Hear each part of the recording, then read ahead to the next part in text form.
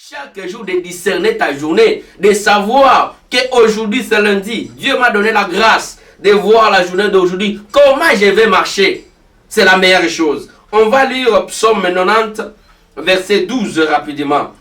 Enseigne-nous à bien compter nos jours, afin que nous appliquions notre cœur à la sagesse.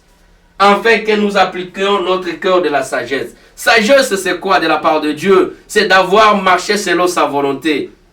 Mon frère, ma soeur, tu ne peux pas ignorer qu'un jour tu vas mourir.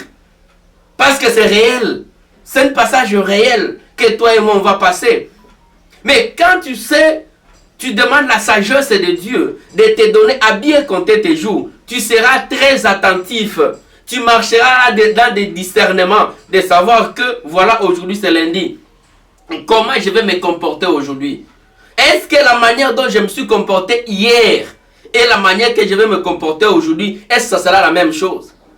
On doit affronter la réalité de savoir que hier, je marchais selon ma volonté et je n'étais pas digne d'être appelé l'enfant de Dieu. Mais aujourd'hui, comme Dieu m'a donné cette souffle de vie, laisse-moi de me comporter selon la volonté de Dieu. La volonté de Dieu, c'est quoi? C'est l'amour du prochain.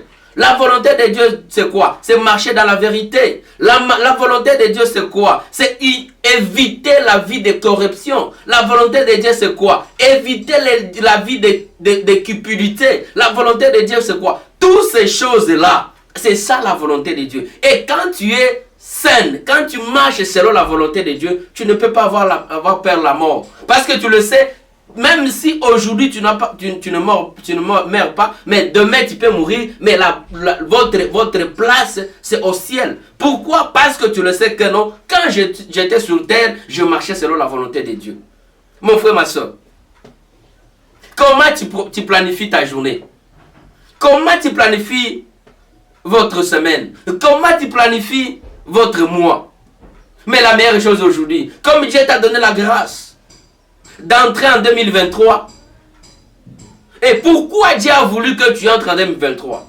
Parce que ce n'est pas hasard, toi et moi, d'entrer en 2023. Mais comme nous sommes dans l'année 2023, on doit planifier notre vie conformément de la volonté de Dieu. De la volonté de Dieu. Mon frère, ma soeur, je vous demande et je vous exhorte ce matin. Demandez à Dieu de te donner le cœur de la sagesse et de t'aider de bien compter tes jours ici sur terre. Parce que la Bible nous dit vanité de vanité, tout est vanité. Tout passera, mais la parole de Dieu ne passera jamais. La parole de Dieu ne passera jamais. Je le sais que c'est un peu difficile pour moi et vous de parler de la mort. C'est difficile, moi et vous, de parler de Seigneur, donne-nous la force de dire compter nos jours. Mais la réalité, c'est ça. La réalité, c'est ça. Que Dieu nous donne cette force, que l'Esprit de Dieu nous anime. Et que Dieu nous bénisse et qu'il vous bénisse et qu'il bénisse aussi sa parole. Amen. On va prier. Père Céleste, notre Dieu, nous te disons merci pour cette parole que tu viens de nous exhorter ce matin.